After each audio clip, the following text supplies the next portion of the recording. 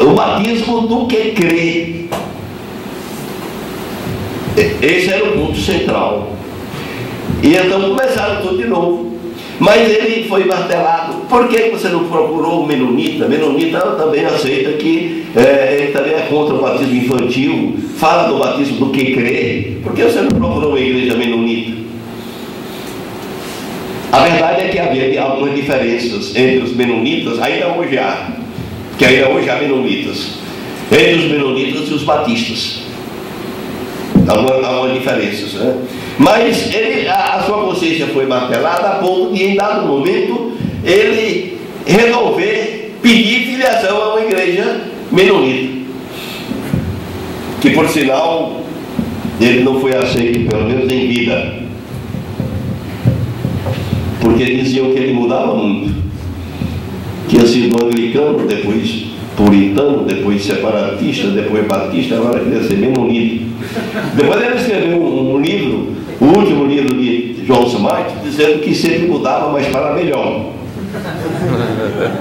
O que eu concordo menos no último item. Bom, mas o grupo dele depois foi aceito, porque ele morreu em 1612, morreu de tuberculose, que era uma doença incurável naquela ocasião. Então morreu em 1612 e ainda estava no processo, e só depois é que os membros da congregação foram aceitos. Interessante, eu tenho uma lista naquele livro Liberdade e Exclusivismo, onde está, são 17 mulheres de um lado, 15 homens do outro, na mesma página. Homem não se misturava com mulher, né? É como acontecia anos atrás. Havia igrejas, inclusive batistas, que os homens sentavam de um lado, a mulher do outro lado. Eu me lembro ainda quando menino que cheguei a ver isso, né? Bom, mas eram 32, portanto, 32 pessoas que fizeram aquele pedido, né? O que aconteceu é que Tomás Harris não aceitou, absolutamente, não aceitou rejeitar aquilo que tinha acontecido, porque ele achava que o que aconteceu foi sob orientação e iluminação do Espírito Santo de Deus. Chegou até ao extremo de dizer que Smith estava pecando contra o Espírito Santo por rejeitar a orientação do Espírito Santo naquilo que tinha acontecido. Bom, Harris escreveu vários trabalhos. Antes, o próprio Smith escreveu uma confissão de fé muito interessante, a primeira obra em tempos modernos que defende a liberdade religiosa.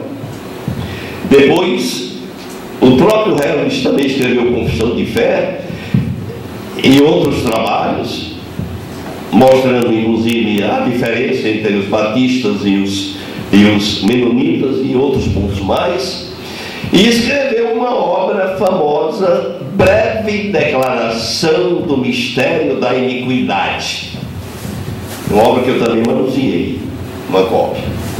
Breve Declaração do Mistério da Iniquidade.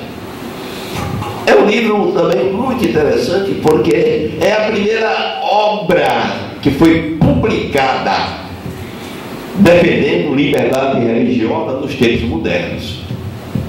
Batista, Tomás Harris. E aprendendo uma série de outros itens, por exemplo, é até interessante também, ele dizia, olha, deixa que o turco seja turco, o judeu seja judeu, o muçulmano seja muçulmano, vão todos para o inferno.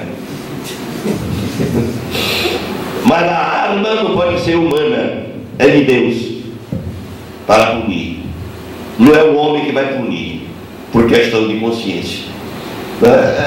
Realmente, a época era essa, e era da maneira como ele escrevia, né? Também ele acha, já no final do livro, que a fuga, eles fugiram para a Holanda, então aquela fuga foi um ato impensado e errado,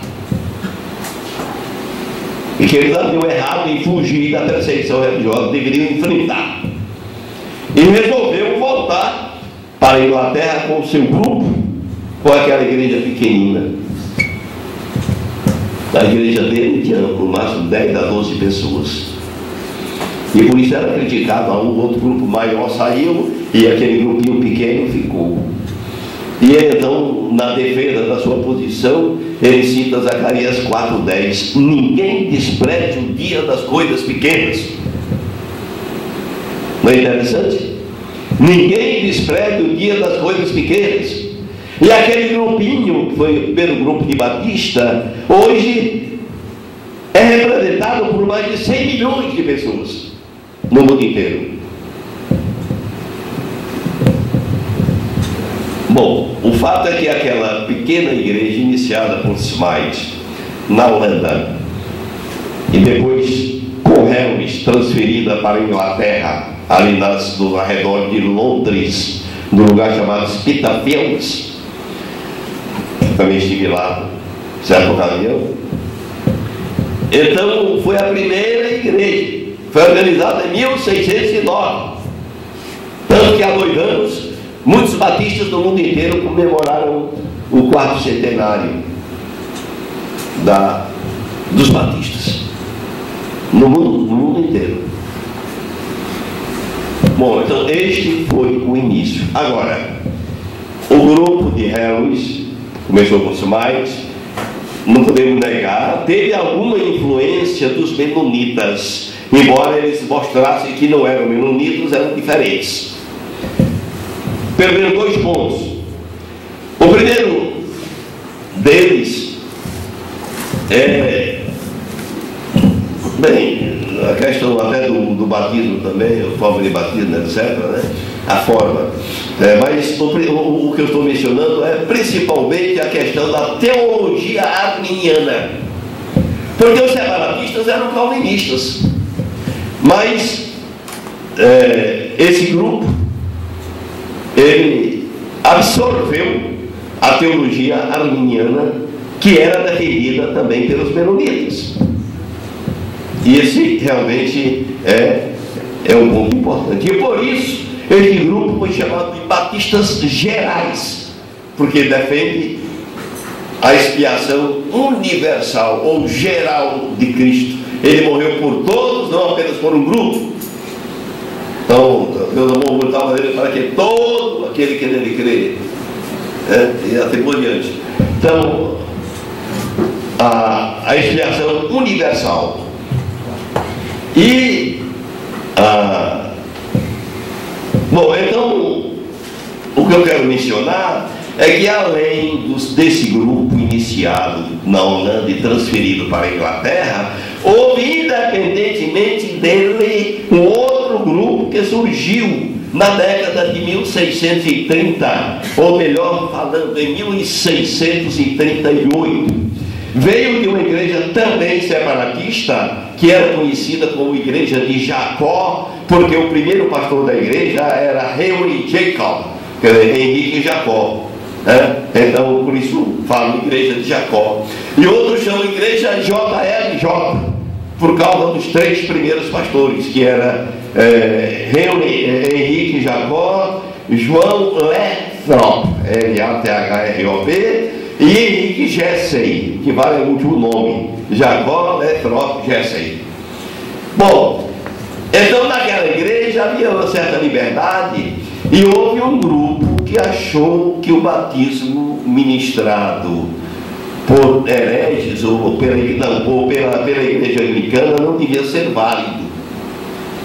Então não aceitaram o batismo ministrado pela igreja anglicana e se separou. Isso foi liderado por Ítalo,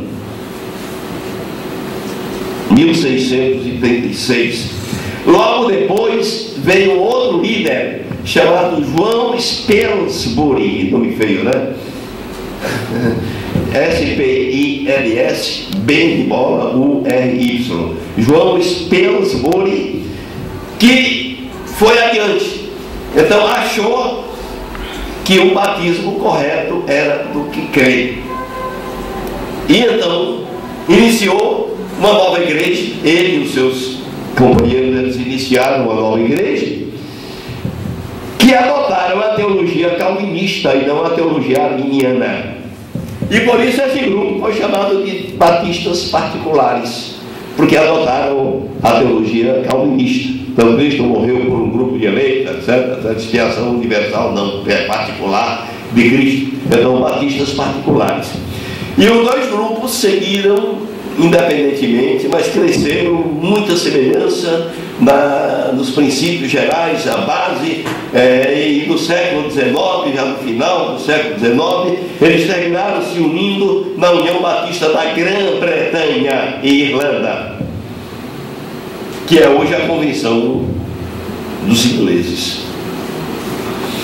Bom, então, esse é o início dos batistas, que realmente eles iniciaram dos separatistas ingleses. Nos Estados Unidos houve duas igrejas. Uma igreja, a primeira igreja, iniciada por, uma delas, né? Iniciada por Rogério Williams,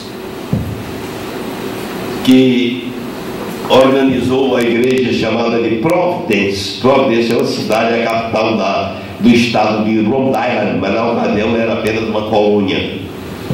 Então, Igreja Batista de Providence, eles mencionam, lá um monumento, eu estive lá também, dizendo que aquela é a primeira igreja batista nas Américas.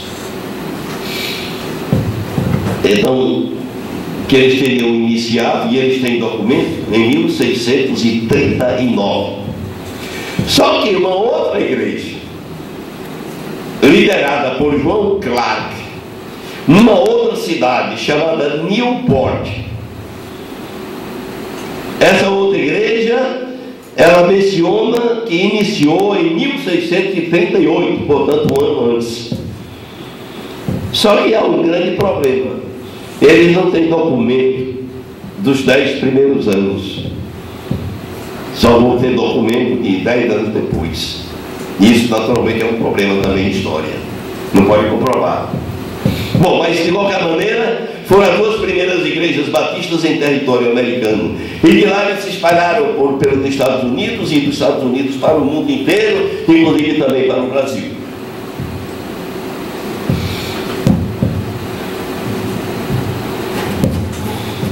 No Brasil,